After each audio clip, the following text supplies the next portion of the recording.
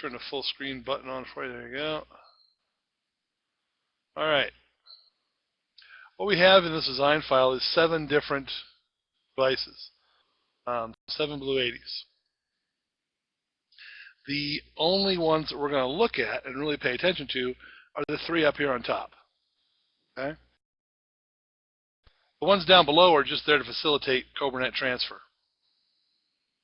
Because we're going to look at this first one, and we're going to look at CPU usage of the CPU on the actual CM1 card when it's transmitting 1, 2, 3, or 4 bundles. We're going to look at the middle one and see what happens when it's receiving and or transmitting 1 through 4 bundles. Look at the last one and see what happens when it's just receiving 4 bundles. And the reason that we're going through this whole shebang, we load this puppy up.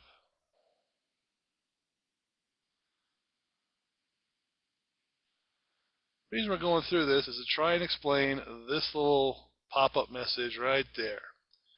When you go look at one of the CobraNet nodes and double-click on it, you get this message that says CM1 meters are not active. Please refer to the CobraNet information document and help menu. Well, that document doesn't really tell you anything. Pretty worthless. I'm going to show you what it means. Right over here in the left-hand box, we have the DSP usage meter for the first device. And by the way, that meter is usually on the default control panel. If I say show default control panel, there's the meter right there on the right-hand side. It's important to remember that meter is a real-time meter. It's not a predictive meter, which means if you're offline, that meter is telling you junk. It's telling you what it had the last time you're online. It does not give you a real reading if you're offline. Unlike the DSP usage meter in blue, which is predictive, this one is a real-time meter. So I've just copied that meter over there, and then I have a set of buttons that will turn on the transmit for 4 bundles. Here's a meter for the middle device, and buttons to turn on the reception of 4 bundles and transmitting 4 bundles. And then the meter for the right-hand device and buttons to turn on the receiving of 4 bundles, or buttons to turn on 4 bundles. Okay? And I have up here a button to turn on my CM1 meters. CM1 meters are just the audio meters for the audio in the CM1 card. In reality, they're one of those things that aren't really all that useful. They're almost never used because how often do you really need to meter what's going into the CM1 module? I mean, you're coming out of a 24-bit processor and going into a 24-bit processor, so either you're below your headroom or you're not. It's not like you can accidentally clip the CM1 module. And vice versa on the receiving end. It's not like the signal coming out of the CM1 is going to clip the Blue 80. It's not going to happen. So they're not the most useful thing in the world. But what we're looking at right here is the meters for the CM1 module, the DSP meters, sitting at idle with no bundles and no meters on the CM1 module. If I turn the meters on, and this is at 5.3 milliseconds latency. If I turn the meters on, we're running, I don't know, what is that, 46%, somewhere in there? And if I start turning on bundles, we'll see the meters climb. Now, bearing in mind, as I said, this is 5.3 milliseconds latency. This is exactly what the CM1 module was designed for. Right now, it's doing what it was designed to do 10 years ago when it was first built. Okay? So everything looks kosher and beautiful. Let's turn that off. Back out here. Let's change all of our devices to 1.3 milliseconds latency. Go back online. I have to wait just a second here while it goes online. I loaded the program previously before you guys see the screen, but in this case I have to wait for the compiles and then actually load it while you wait, so bear with me for just a second here.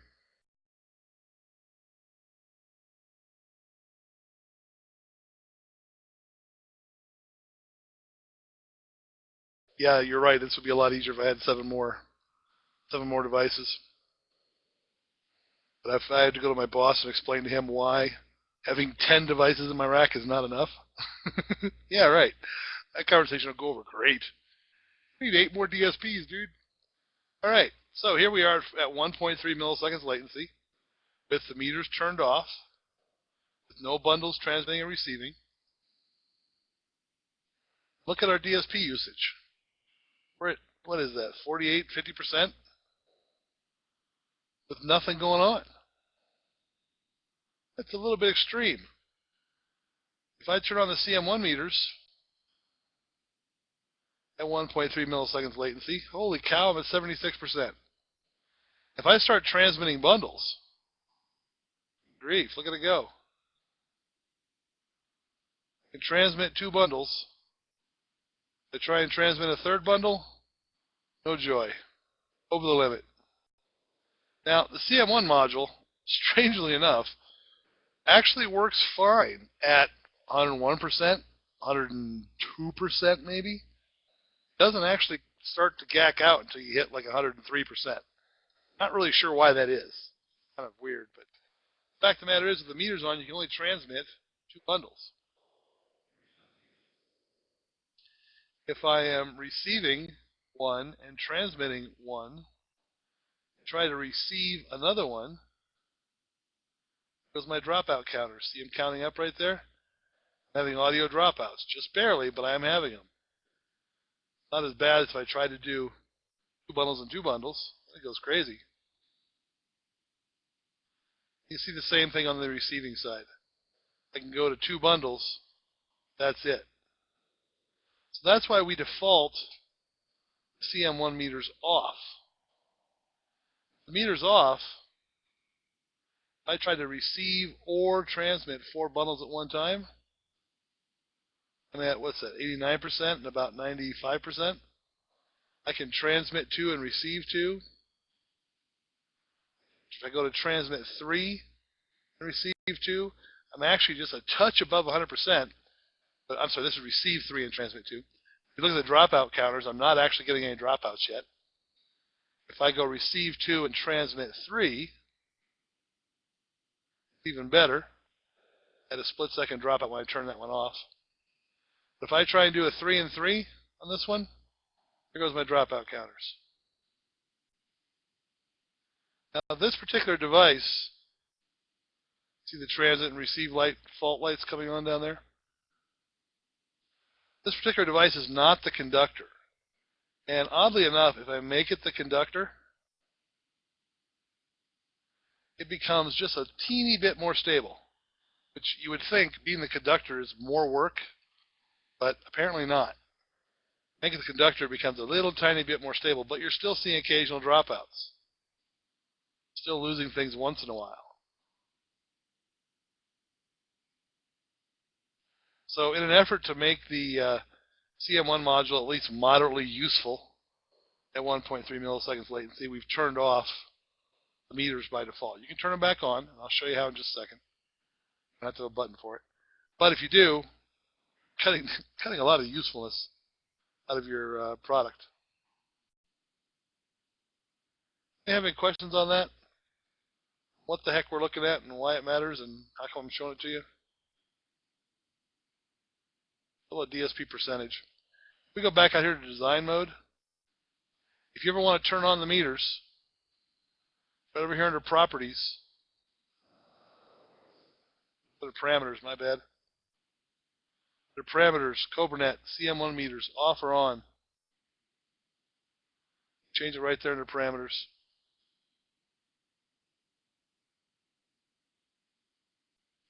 You cannot change it on the default control panel. That'd be kind of a cool thing to have on the control panel, but it's just not there. But you can change it under properties, under parameters. Okay, so if you want to turn it on, that's where you do it. For my money, usually not worth it. Like I said, it's not the most useful thing in the world. Now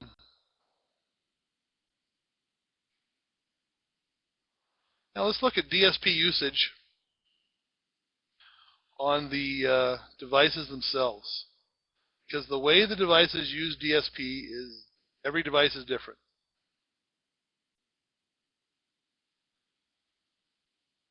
For some good reasons. The first thing is, if I go into Blue 16, it's over here where I can see them. Go into a Blue 16, and I have nothing in it. It starts life out at 6.4%. Let it come up on your screen. There you go.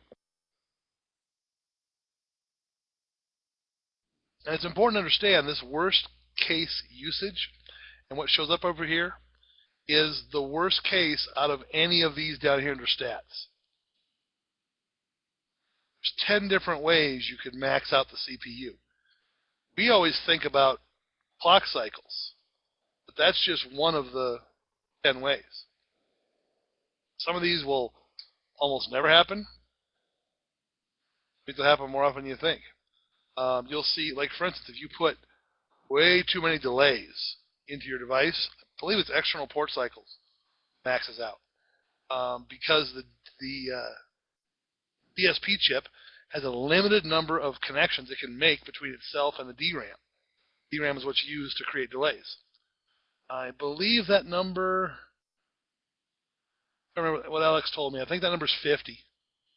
In the neighborhood of 50 is the maximum number. Which, you know, when do you have 50 delays all in the same design file?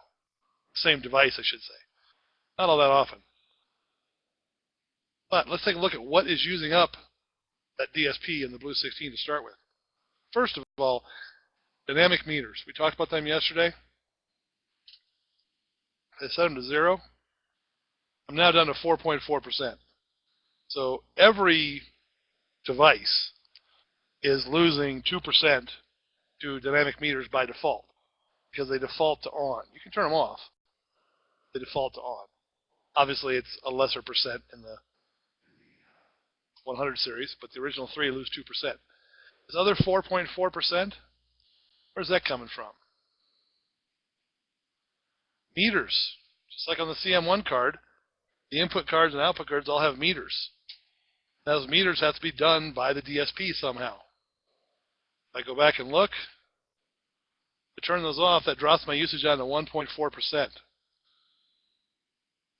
That last little bit, that original 1.4%, actually had an incorrect understanding of what that was until very recently.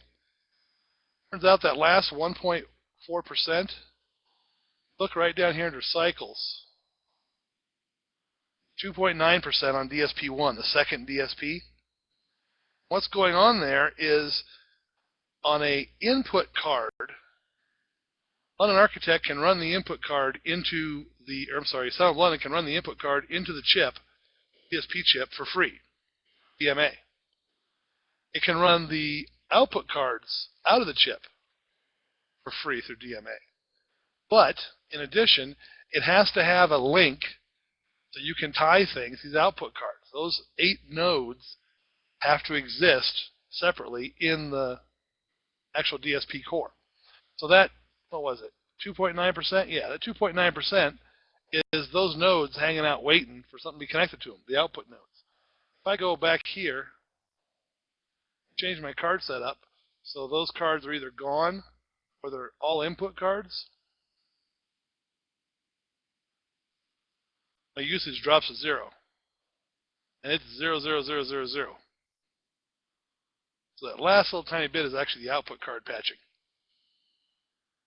Not what we used to think it was. Okay? So that's where some of that DSP power is going. If we look in a Blue 80, strong cards, let's just start with our cheap and easy card setup. Because if it's all input cards, that's 0 DSP.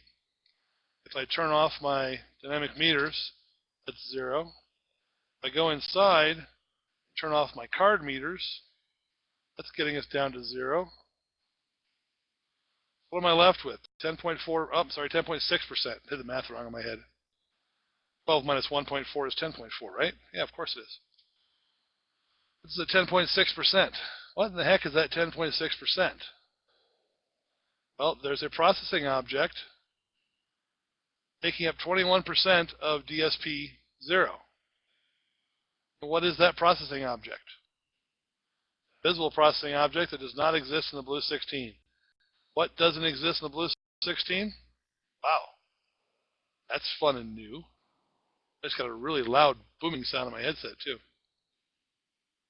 Invalid argument was encountered. Well, I didn't give you the argument.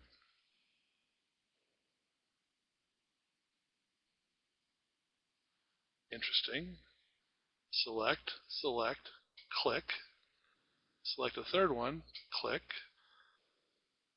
Select a fourth one. Alright, welcome to the land of bug finding. We've apparently got a new bug in the new version that was released last night. And by the way, last night's the bug is not quantity, the bug is output bundle 4 in conjunction with anything else. Make a note of this, Jerome. The version that was released last night is a maintenance release. It's a bug fix release, basically. So no, the new version, which is version 2, release 4, it's a release, not a version. So it doesn't have any of the cool new toys in it yet. Anyhow, what I was going to mention before the bug sucked my brain away is that that 10.6% is an invisible matrix used to route the audio from the CM1 into and out of the Shark chips. So that's what's going on there. So that 10.6% is going. Now let's take a look. Actually, give me 1 second. Where's my pen? There it is. Give me 1 second here to jot a note to myself about that bug so I can remember to report it after class.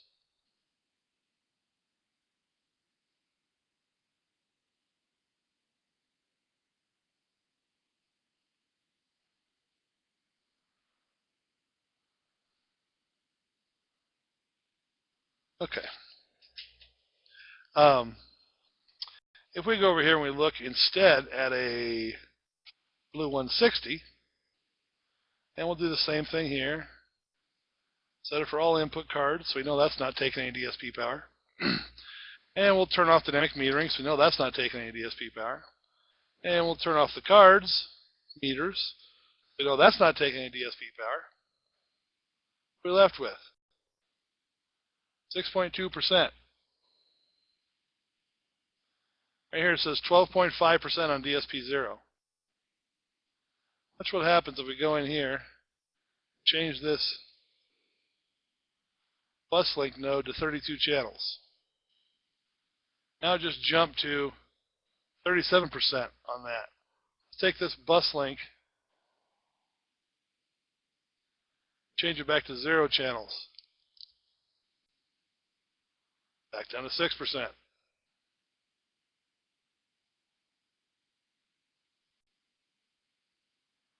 Do 32 on the output. Jumps to 12%. Drop that one back down to 0. Oops, I didn't actually do it. Have to actually do it, not just think about it. That'll be the next version. You just think about it. That's the kind of problems we don't need. So 6% is being reserved for something. 12.5% is an invisible processing object. Again, that invisible processing object, it's a little router. It knows you're going to route something onto and off of BlueLink. Because you have a Blue 160. So it reserves that DSP power to allow you to route that onto and off of BlueLink.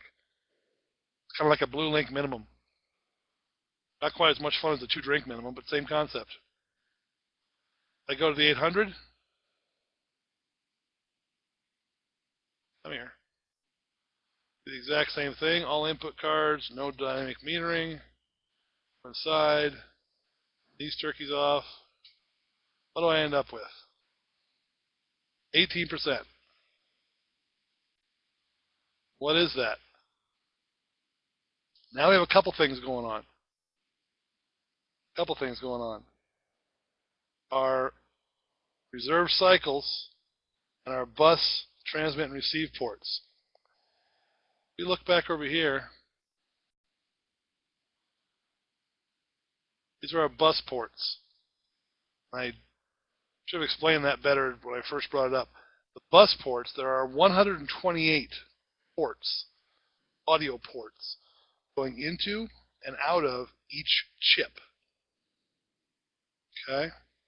128 ports going in, 120, get out of there. 128 ports going out. Now, what is 12.5% of 128? 16. 16. How many input cards do I have? Is that really what I think it is? I may have just discovered a mistake in my my understanding here. This is all new for us, so bear with me for a second while I change this and check it. I thought those were reserved for the bus link, but I think now that I think about it, they're reserved for the darn input cards. Back to empty. It is. I apologize. That 12.5% on the bus RX ports is the reserved bus ports for the 16 analog inputs. BlueLink ones get used as they get used. So for instance, if I, in theory, let's see if the theory is right. If I put 32 ports on this puppy, 32 is what? 5% of 128, right? It says 12 right there because it's an average. First one is at 25, the second one's at 0. It? 25 and 0? 25 plus 0 is 25, divided by 2 is 12.5. 12.5. So what's going to happen on our blue 800? If we get rid of the input cards, come on, here we go.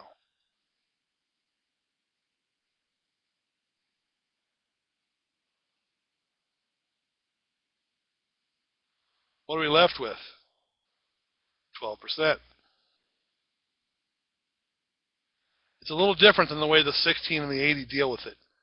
Because on the 16 and the 80, all it does is pop in a router down there. And that's the thing that sucks up the most resources. It's the most important thing. Because on the 16 and the 80, you cannot possibly, well, I guess you could, but you cannot easily max out bus RX or TX ports. Because again, there's 128 ports going in, sorry, 128 ports coming out of each device, of each chip. 2 chips. Okay? So there's no way with 16 analog inputs and 32 co-RED inputs, it's only 48. How are you going to max out 128 input ports to the chip? Good grief. Like I said, it can be done, but it's really tough. And actually, I'm not positive it could be done without maxing out your clock cycles first. So the 16 and 80 don't bother to reserve ports. That's why you don't see it show up in here. There are no reserved bus RX or TX ports for Cobranet or for the input cards in the 16 or 80. But there is 21% of DSP reserved for that little router.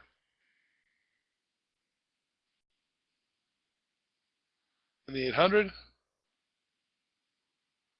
we have to reserve those bus RX and TX ports. Now, what does this mean? This means that in the blue 160, I can have 128 channels of input coming from BlueLink if I want to. Actually, I can have 128 channels of input coming from wherever. It could be 128 from BlueLink, or it could be 16 from analog, the rest from BlueLink. It could be 8 from analog, the rest from BlueLink, whatever combination I want, up to 128 total inputs. And at that point, the chip is going to be full. Let me show you what happens when the chip gets full.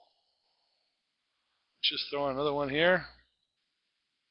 By the way, I don't know if you're catching me doing this, but instead of just picking 32 channels, I'm picking the first available channel, just scrolling down at random, shift-clicking on something much, much higher.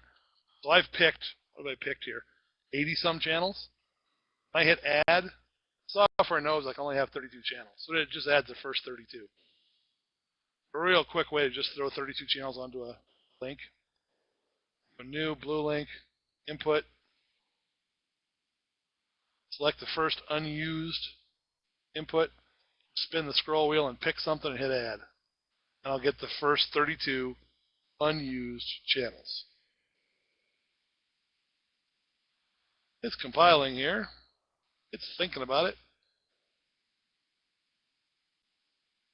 I'm at 50% DSP utilization because one chip is now at 100%. I've brought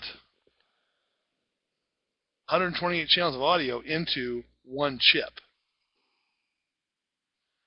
Now, if I drop that into a mixer, I do a 128 channel mixer. Pretty sure I can. Not positive enough to say I definitely can. Haven't tried it. Nope, only 48. If I drop it into a couple of mixers, put it that way, that won't necessarily use up all my DSP power. But the one thing that does suck up DSP power, matrices.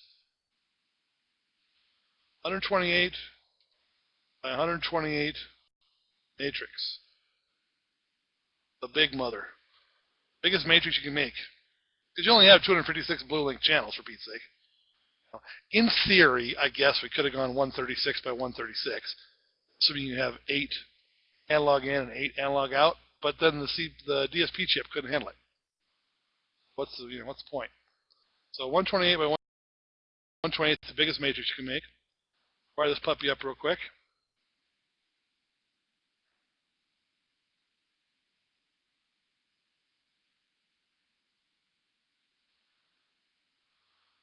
And see what happens to our DSP usage. Wish I could remember either the matrix or the mixer. One of the two is 86%. I can't remember which is which.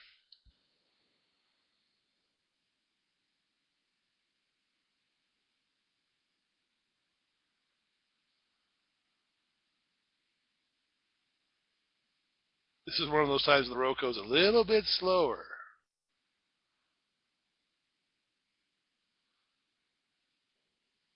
$100%. What does that mean, though?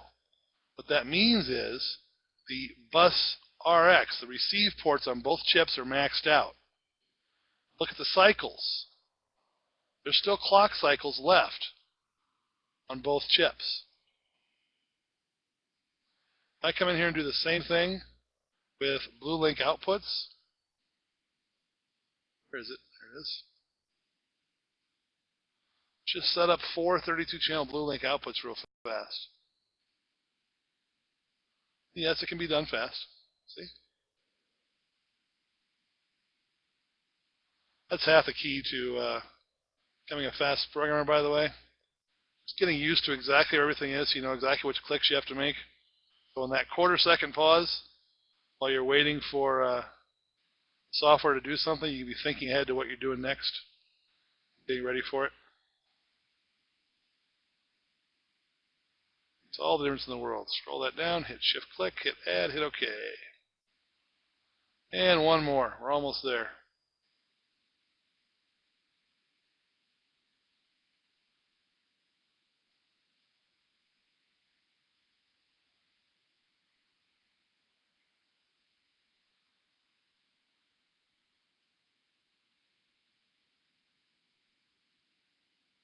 Wire these puppies up.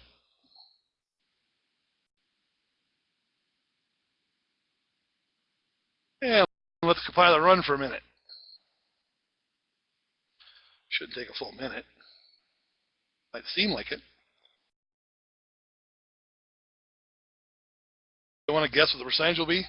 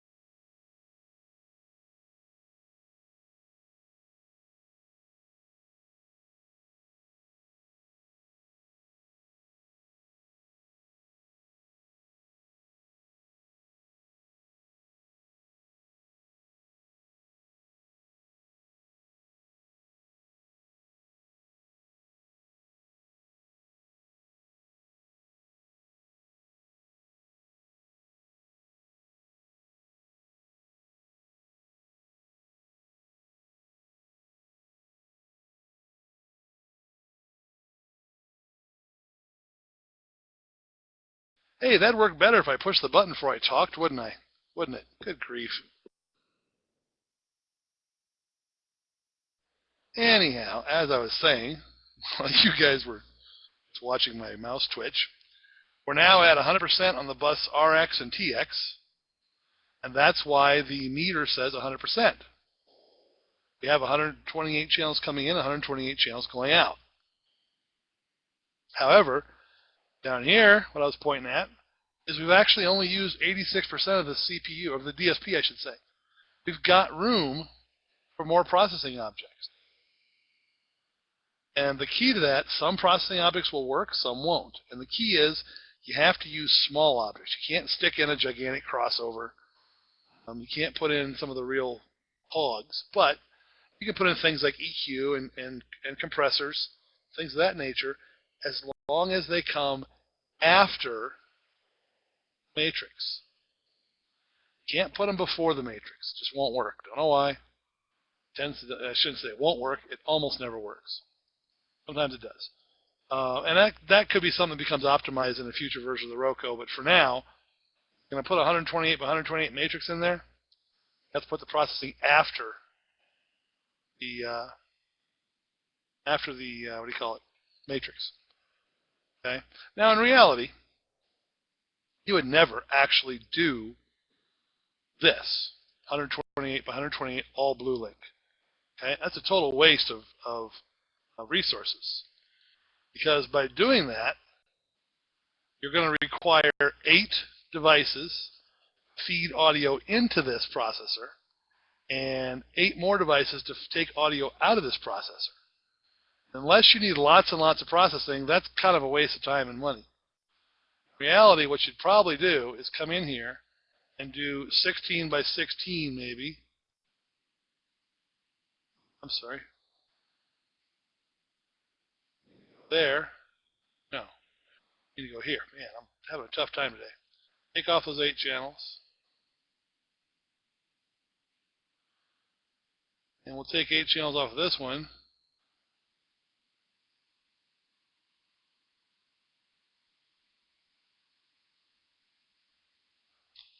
Got to do it. Can't just think about it. Have to hit the remove button. There we go. And we'll quickly rewire these.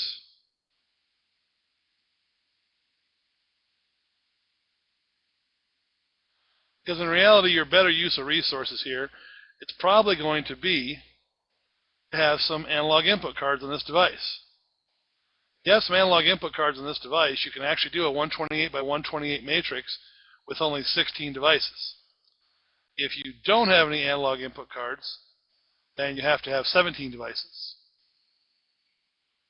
Now, then again, if you're doing a 128 by 128 matrix, that extra $2,000 or whatever it is, the 17th device, not a big deal usually. Doing something as ridiculous to start with as a 128 by 128. Yeah, we'll just throw these in here the sloppy way.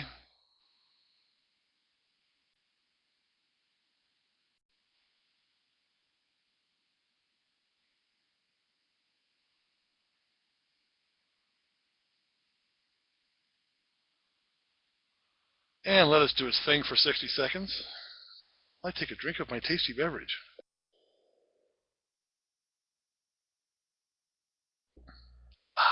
Cool and refreshing. You know, it seems like it takes longer now that we know it's 1 minute and 5 seconds. Now it seems even worse, not better.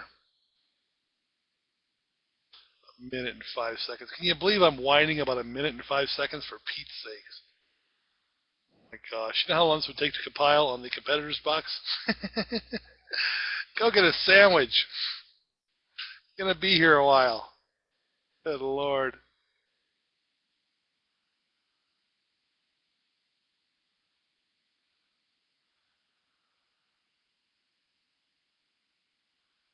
Come on, are we done yet?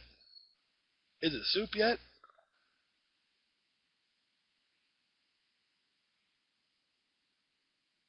There we go. Again, we're at 100% because we're still doing 128 by 128 in and out. We're at the same cycles, so we've got room for a little bit of DSP processing. So as far as the Shark chips are concerned, 128 channels with 120 of them coming from BlueLink and 8 of them coming from analog cards is still 128 channels. Doesn't care where they come from. It'll make a bit of difference. So learning how to read this advanced resource page can make a big difference to you. You can save yourself some headaches. Actually understand what the heck's going on. Makes a big difference. Any questions on that?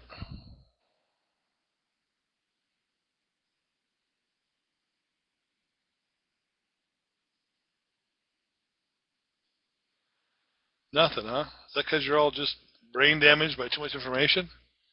Or did you actually just grok the whole thing and we're all good to go? Here's a fun one. Turn off the meters on these cards. We're not going to let this sucker run the whole time, but if it did run the whole time, came back up, still 100%. Again, that's a good example of the fact that you're not looking at cycles anymore. You're looking at bus RX and TX. You're looking at whatever's the highest value of all those 10 different things. And if one device, if one chip is at 100%, the chip is at 0, it's going to show up on the resource meter as 50% because it averages them out between two chips.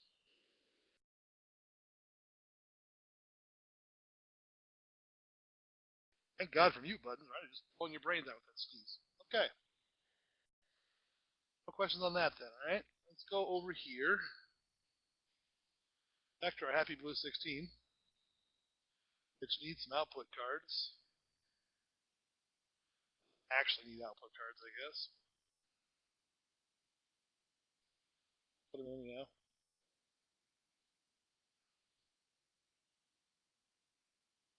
And let's talk about processing object, DSP utilization, and things of that nature. Because it offends me, we'll turn those off. What are we at? Where's our 1% coming from?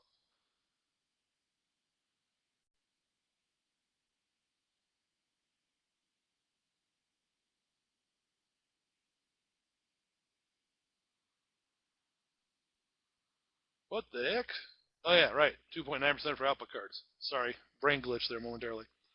Okay, let's talk about the different ways that processing objects use DSP power. Start off with a gain. A gain is just the stupid simplest thing you can do in a device. And in fact, stay there.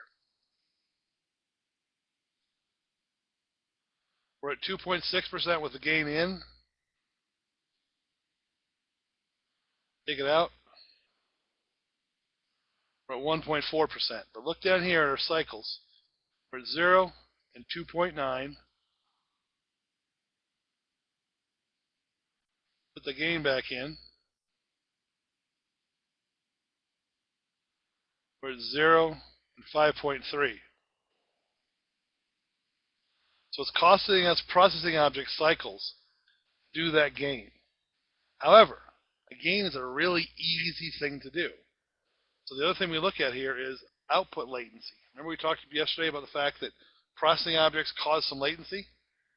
Well, in this case, a gain does not cause any latency because a gain is really simple to do. I mean, that's a one single primitive in software. There's nothing more basic than a gain. Maybe a mute, but a mute is part of the gain.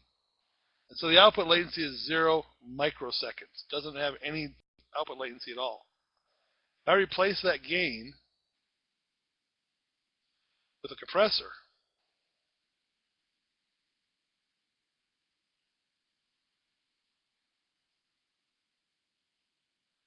now look at my output latency. My cycles changed, 5.3 to 8.6, so it's a little more processing power to do a compressor. More importantly, it's 20.8 microseconds. What does that mean? Well, first of all, 20.8 microseconds is one sample. Everything within the DSP core must happen in sample steps. So in other words, 20.8 microseconds is the smallest possible increment you're ever going to see. It's either 0 or it's 20.8, or it jumps up to 41.6 for 2 cycles. Okay? And what this is telling us is that the Shark chip cannot do the math for a compressor in real time, because a compressor is a reactive device. It has to sense the incoming signal and then react to it. Now, does that mean a compressor takes 20.8 microseconds? Well, if it does, putting 2 of them in a row is going to take 2 samples, 41.6 or whatever it is.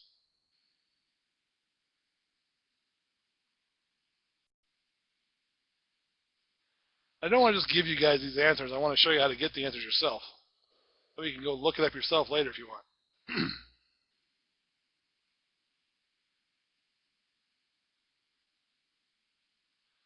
What is wrong with my computer? It should not take this long to compile this. Let's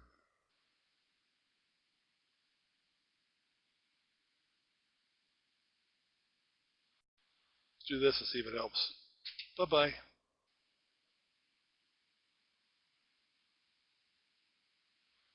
Oh, compiler, very angry. You gotta hear my computer. Sounds like a Formula One car over there.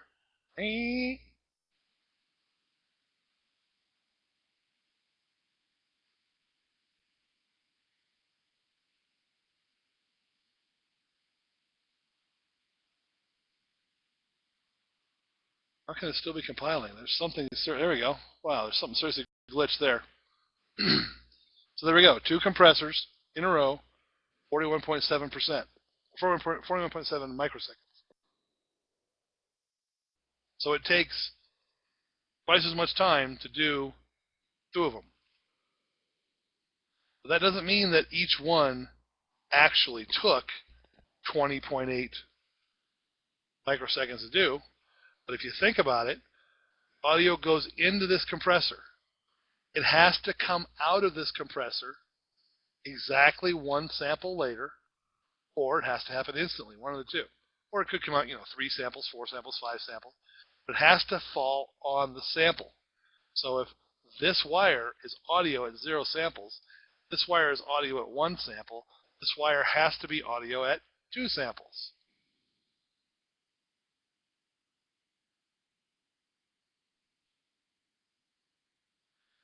If we had gone in and instead placed these 2 compressors on 2 different channels, they're compiled in the right amount of time. Now, output latency is only 20.8 microseconds. It can do 2 compressors simultaneously in less than 20 microseconds.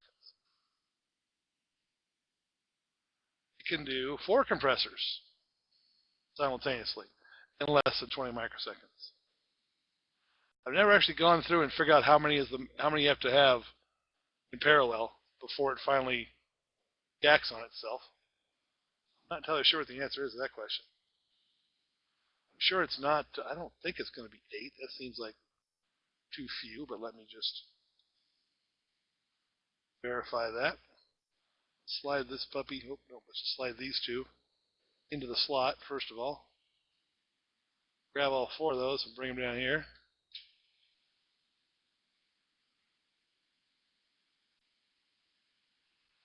There you go, still 20.8. So how long does it take to do math for 1 compressor? 0.8 microseconds. How long does it take to do the math for 8 compressors?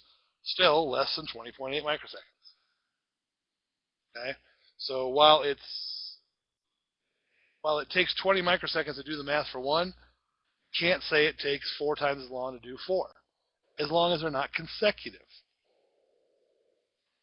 Again, if I take this back, make these consecutive instead of concurrent, we're running a parallel. I'll make it so that the second one is fed by the output of the first one. Third one is fed by the output of the second one. Fourth one is fed by the output of the third one. Now my output latency is cumulative, and you'll see it here in just 1 second. There you go. 83.3%. I'm sorry, 83.3 microseconds.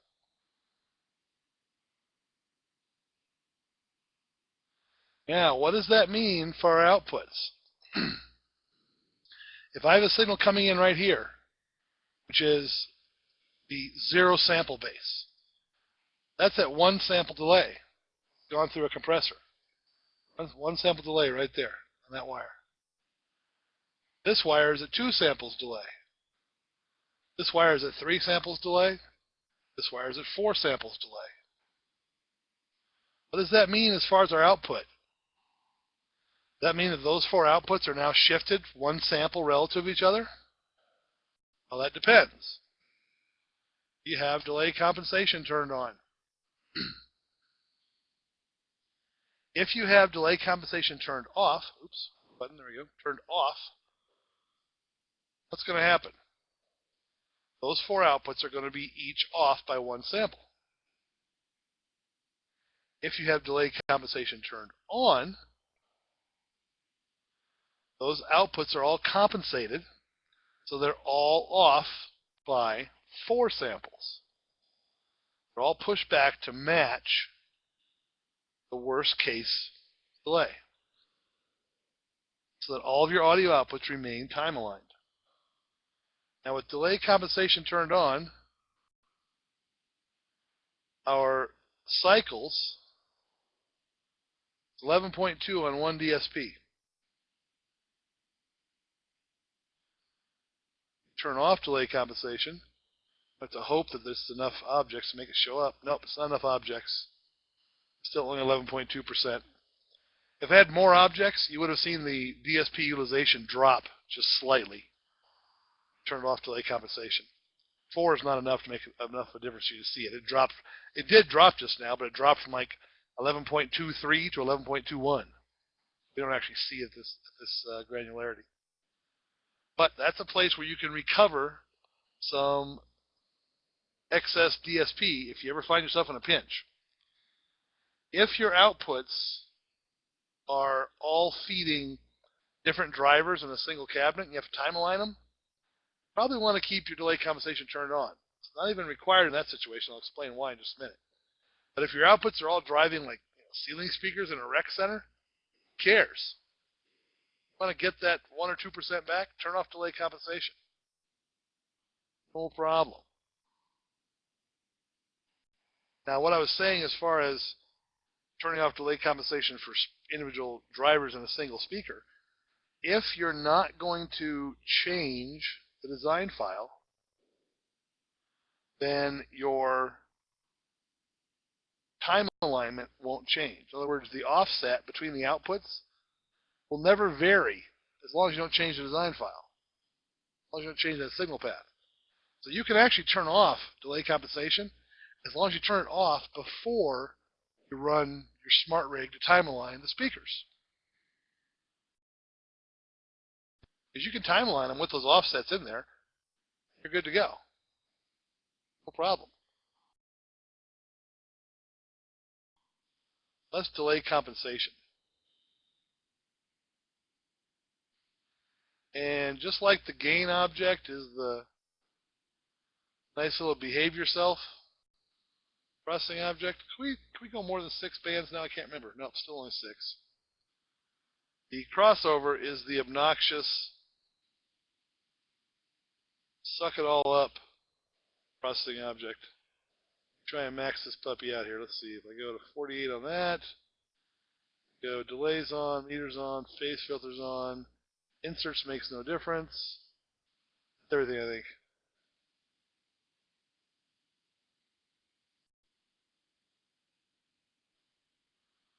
%20.9%.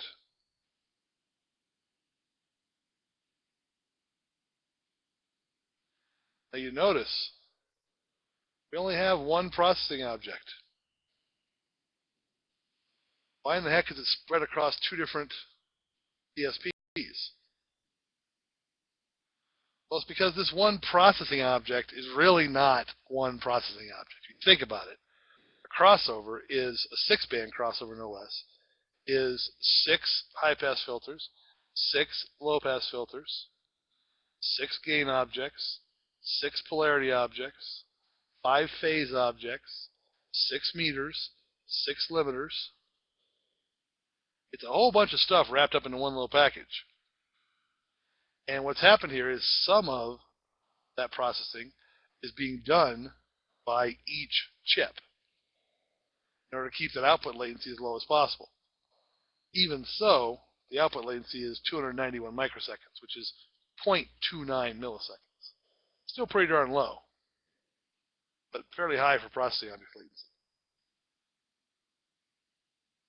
That's why it's spread across 2 chips like that.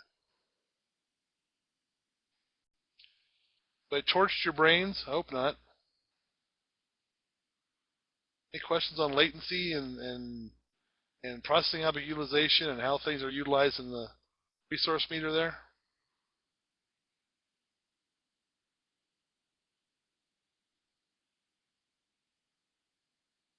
Nothing?